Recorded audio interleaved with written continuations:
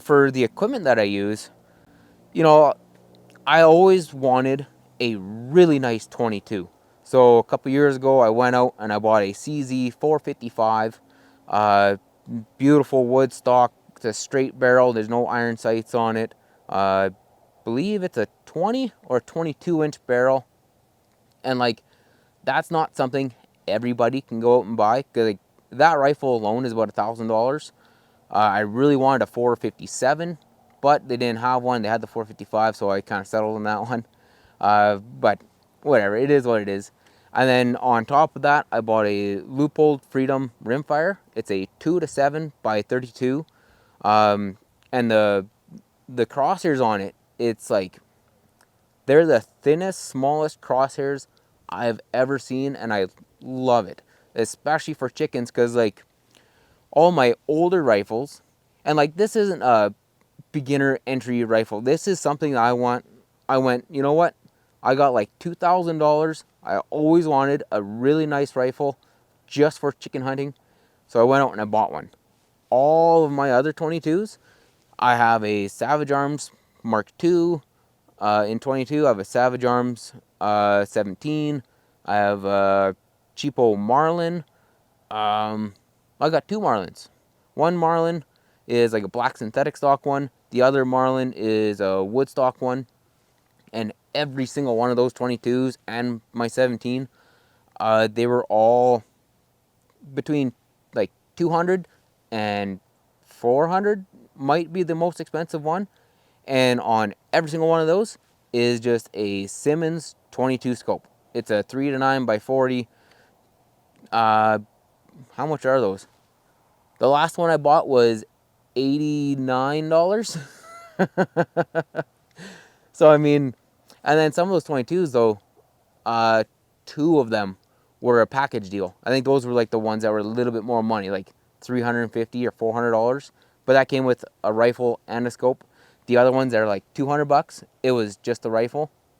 And then I bought that Simmons scope, which was like $90. Put that on top of it, so really it's like $300 to kind of get you into the door. And like I I don't know how many chickens I've shot with them, but it's got to be close to the hundreds. And like if you don't have that $2,000 to really splurge on a very expensive rifle, the $200 to $300 ones were just as good. Like there's a reason why I didn't upgrade for the longest time, because they worked. When I got bored of carrying around the Marlin, like the synthetic stock one, I grabbed the Marlin with the wood stock. When I got tired of carrying that one around, I'd grab the Savage Arms, the 22. When I got tired of using that, I wanted to switch things up, I grabbed my 17. And like, you know, it was just, I never had a reason to upgrade, and I still really don't. I just wanted one. But yeah, like if you don't have that much money, you don't need much money to get into chicken hunting. Uh, the other stuff that I use too are shotguns, and I use those occasionally. Uh, for me, like I don't like using a shotgun on chickens just because I don't miss. Yeah, and like I don't jump shoot them. Like I don't, send the dogs in, they fly up and I shoot them out in the air. I don't really do that. I hunt them the same way I hunt them with the 22, and like it's almost like cheating, because if I'm using my 22 and they're walking through those thick willows, I gotta sit there, line up my shot, kind of crouch down a little bit or lean over or whatever, and you gotta, it's like perfect timing where if I have something like, especially a 12 gauge, if they're in willows and I know where their head is, but it's behind this bunch of willows, I just shoot through those willows. I don't know. It is fun.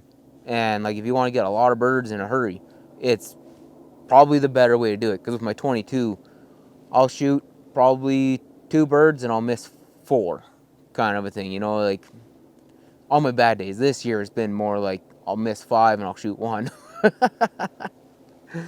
But yeah, with the shotguns, I have a 12 gauge. I've used it once. I didn't really like it. If you miss just that tiny bit, it just blows the chickens apart, and I don't like that at all. My 16 gauge, I have 2 of those. I got a single shot break action, and that was my great grandpa's gun. It's from 1921. I actually shot a bear with it a couple years ago. Maybe I'll put a little link in the description for that video. That was just a blast of a hunt. But with those, with the 16 gauge, you know, you get the little purple shells. I think I shoot 6-shot, either 6 or 7-shot, whatever they kind of have. I don't really pay too much attention to that. I think the higher the shot, the smaller the pellets are, I believe.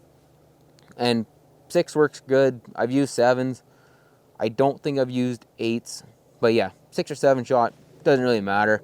And they're not a migratory bird either. So if you buy a box of like target loads that have lead in them, you're allowed to use them.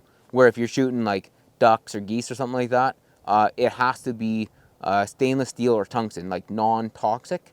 But with grouse, they don't migrate, so they don't really worry about spreading whatever it is, lead disease, wherever they migrate to, kind of a thing. On top of my 16 gauge, oh, my other one is a bolt action 16 gauge. I think that one holds 4 or 5 in the little tube magazine. Cool little bolt action gun. I shot some chickens with that 2 years ago, and man, that was another. It's such a unique rifle that it's fun to use. And then other than that, I have a 20 gauge single shot break barrel. But yeah, with the 20 gauge, same thing with the 16.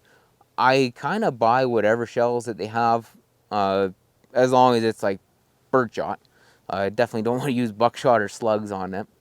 But yeah, it's a little simple. I think that the 20 gauge and the 16 gauge, the 20 gauge is a little bit shorter than the 16, but whatever. They both have like the built-in chokes in them. Like you can't remove them. It's just the tapered barrel. And I want to say they're improved or modified, but I'm not too sure. It's the one that you can still shoot slugs out of. When it comes to ammo from my 22s, I typically stick to 3 brands. It's Blazer, American Eagle, and CCI Standard. Basically whatever I can buy in bulk in the box that comes with the individual boxes inside. I would really stay clear of the bulk ammo that just comes in a bucket or that's in a loose box. Like, it's still 500 rounds, but the problem with those, as they get transported and as you pack them around in your truck, you know, it just shakes and everything just kind of beats up against each other, and you can really deform the lead and stuff like that. And there's a really good chance that you'll miss a lot more often, and you're already going to miss a lot. Like, even me, I'm whatever, a seasoned chicken hunter. I shoot dozens of them every year, and like, even myself, I miss a ton. And that's with good ammo. With that real loose stuff, they're not that good. And plus, they're kind of like the rejects off the production line. Excuse me.